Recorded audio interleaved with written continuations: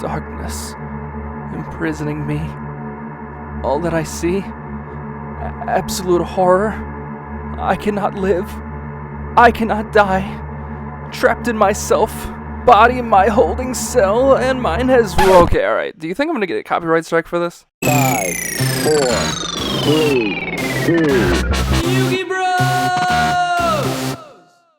Since its inception, Allure of Darkness has been a very strong power card in the game of Yu-Gi-Oh! This card originally came out in 2007 in Phantom Darkness, and then about a year later got semi-limited, soon later to be limited, and stayed limited all the way up till July of 2015. Now in 2013, both the TCG and the OCG decided to split lists, so for a while after that, OCG had the card at 2, we kept the card at 1, eventually Japan decided to unlimit it, and then eventually we also followed suit with that. But this card is kind of nuts. For those that don't know, this card is a normal spell that says draw 2 cards, then banish 1 dark monster from your hand, or if you do not have any in your hand, send your entire hand to the graveyard. A lot of draw 2 cards in Yu-Gi-Oh! Say that you have to discard or shuffle or get rid of a card first before you're allowed to draw 2. But this one, on the other hand, lets you draw the cards first and then banish a dark. So needless to say, something like this comes out in Yu-Gi-Oh! And it fits right into the most supported attribute in the game. Yeah, it's gonna see a lot of play. This card is nuts. Like, don't get me wrong, I think this card is insane. Don't let the title fool you. I just think if you separate regular Yu-Gi-Oh! From speed duels, there's a bit of an issue with it. In normal Yu-Gi-Oh!, every card these days is a 1-card play. Every now and then it's a 2-card play, but it's mostly a 1-card play.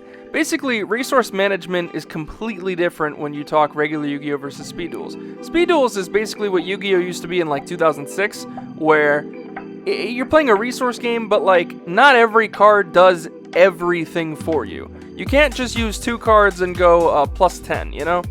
And I'm not saying that regular Yu-Gi-Oh! Is currently at that point, but it definitely has been in the past. It's just that, like, Allure of Darkness in regular Yu-Gi-Oh! First off, your card pool is insane. You have everything from the beginning of the game to work with, but also, you have a lot more going for yourself. Like, you drawing 2 and banishing a dark, maybe that dark will then trigger off being banished, right? We don't really have anything in speed duels that kind of gains from the effect of banishing the card, at least not that like ends up being competitively relevant as of yet. And in speed duels, your deck is 20 to 30 cards. Now, I know the logic of, oh, we could play 3 Pot of Greeds in a 20 card deck to make it essentially a 14 card deck. That's not, I think everyone's a prisoner of this right here. Draw 2 cards doesn't mean it's as amazing as you think. Like, it does and it doesn't, okay? So, first off, Pot of Greed, for example, says draw 2 cards. So, you give up 1 card in Pot of Greed to draw 2 cards. The first card replaces Pot of Greed, and it basically 1 for 1 2. It breaks even, and the second card nets you a +1. Allure of Darkness does not net you a +1. You activate Allure of Darkness, so you've negged 1. You draw 2, so the first card replaces Allure, and the second card is your +1, and then you have to banish a dark monster. So whatever you banish ends up netting you technically nothing. You end up breaking even. But breaking even in Yu-Gi-Oh! Is good. If you use a card and it breaks you even, then you've done something right. And you've obviously also dug 2 cards deeper into your deck. And let's say whatever you banish you didn't really need in the situation that you're in, then Allure has done its job, it's dug you 2 cards deeper, and you got rid of a card that you didn't necessarily need. If you blind Allure, there's 2 possibilities here. You can blind Allure, not hit a dark, and then send your entire hand to the graveyard. And that really sucks. However, in speed duels, I feel like there is one situation where that actually ends up being okay, and that is when you're sitting in a Moth deck and your Cocoon of Ultra Evolution has both effects live still, and let's say you've bricked with both Perfectly Ultimates in hand, and you need one back in deck, so when you draw Paranoid, it's not dead. Allure, whiff on the Allure, send both Moths to the graveyard, then use the second effect of Cocoon, shuffle a Moth back into the deck, draw 1 card, hope to God you don't draw Perfectly Ultimate again. That's possibility number 1. Possibility number 2 is when you blind Allure and you hit a dark, and you're faced with two situations. The first is you hit a dark that you don't need, so you get rid of it, and that's fine. You're all good. Mission accomplished. The second is you hit a dark that you do need, but you're forced to banish it off the Allure because you only drew, like, let's say one dark, and you didn't draw another one to compensate, so you're forced to get rid of it. Now, I understand that if you're playing Allure of Darkness, chances are most of your deck is dark monsters, and you're hopefully playing enough dark monsters to compensate so that if you do have to banish a dark, it's not the end of the world. But here's my problem with the most recent deck lists I've seen. There's a lot of top cut events that have been happening lately, both with official Konami extravaganza type events and local events that have a lot of deck lists posted, and any deck that is playing Allure of Darkness is playing 2 to 3 copies, which is okay, except when you're playing over 20 cards. My main problem with this card, every time I find myself playing it in a deck, I slowly end up cutting it because it doesn't net me anything, right? It breaks even. Before I go any further, I want to clarify, it does net me something. It's not like it nets me 0. I do dig 2 cards deeper. All I'm simply saying is that you're essentially drawing 1 with this and banishing a dark, whether or not you had the dark already or you drew it. You're not gaining anything out of it. You're not getting an extra card out of it, so to speak. So, if you're playing over 20 cards and you activate this card, first off, by drawing it just by itself, it's taken up one of the 2 cards that you would have drew into if you just didn't play Allure of Darkness. Like, let's say you're playing a 22 card deck, right? And there's 2 Allures in it. And you activate one. One of the 2 cards you're going to draw would be the card you would draw if Allure just wasn't in the deck. Like, you would have just dug an extra card deeper. So you would have had one of the extra cards that you're getting already in hand without this Allure of Darkness. And yeah, you don't go the second card deep, but you don't also lose a dark in your hand. And in most cases, if you're playing a deck with the right ratio of monsters, give or take, you don't want to banish anything with it. Speed Duel is such a resource management type game right now, where the monsters you're playing are monsters you don't want to lose. Sphere Karibo and Breaker the Magical Warrior are 2 excellent examples of something that you'd play 3 of in a lot of decks currently.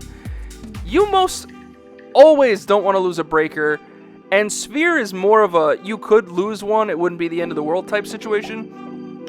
But again, if you're playing over 20 cards and you have Allures in your deck, it's like the same argument that people had when Upstart Goblin was at 3, and people would be playing this in over 40 card decks, which just made 0 sense. It's like, draw a card, give your opponent 1,000. So let's say we're playing a 50 card deck, right? At any point in time, I draw Upstart Goblin, I activate it, I draw a card to give my opponent 1,000 life points. Or, I could have just not had this in my deck, played 47 card deck, and my draw for turn, instead of being Upstart Goblin, would have been the card I was going to get off Upstart Goblin anyway, and now I didn't also give my opponent 1,000 life. Like, I understand this isn't the same concept, because Allure of Darkness is draw 2, alright? But, in Speed Duels, everything you play needs to have relevance. You can't go a turn in Speed Duels, especially with 4,000 life points, I feel, and dead draw Allure of Darkness, and either force yourself to blind it, and end up with one of the 2 scenarios I already suggested, or use it on, let's say you have a dark in hand, but you don't really want to get rid of it. Oh man, do I activate this Allure just to dig 2 cards deeper? It could end up being worse than with the current position I'm already in. I'd rather have just drawn the card that would have been under Allure if Allure just wasn't in my deck. In a resource management game, I shouldn't be YOLOing cards. I mean, unless I'm, like, about to lose, I guess that's when it really doesn't matter. But I should never be YOLOing cards in the middle of the game when I have options. It just, that's not good gameplay. And I know I'm going to get comments for 2 things. One being, if you draw a Allure and it's dead, you can just set it and use it as a bluff, and your opponent could then maybe breaker it or something. But you know what? I want my cards to do stuff, guys, all the time. And yeah, I know the other argument is going to be, But you could just keep it in hand. You can wait one turn. It's Speed Duels. The game's not going to end in one turn, and that's debatable. It depends on what you're playing against. That could have been the card that would have saved you the next turn, but then you lost the game because it was dead. And I guess that argument could be used for anything, but let's say the top 2 cards in your deck are spell cards that both can save you on the following turn. But you have no darks in hand, and you drew this Allure, so you kind of have to YOLO this Allure, and you YOLO it, and you hit 2 spells, so your entire hand goes to the grave. That's big oops right there. I feel like this card is good as a starter, and that's it. You draw this any other point in the game, and it's awful. And I'm sure I'm the unpopular opinion here, but most of the time, if it's not turn 1, or maybe sometimes turn 2, I never want to see this card in my deck, ever. Like, that's the situation I'm in a lot of the time when I find myself playing Allure of Darkness, and then I end up just cutting Allure of Darkness because of that. Now, before anyone goes crazy, over time, I think this card will get a lot better, as it is in real Yu-Gi-Oh! I just think right now, we're at a point where cards themselves don't do insane things, and it's like little numbers game, little here and there plays, and this just like doesn't fit in the current world of Speed Duels. But once Speed Duels gets faster, gets more darks, gets more relevance off the banish, and just gets more, faster in general, then yeah, I think Allure will have its place. But right now, not so much. But guys, what's your opinion? I'm sure I'm going to get a crap ton of dislikes for this video. I just wanted to voice my opinion on how I feel about the card. Comment, like, and subscribe as always. Please click that notification bell to get all our latest updates, and I can't wait to lose subscribers for this.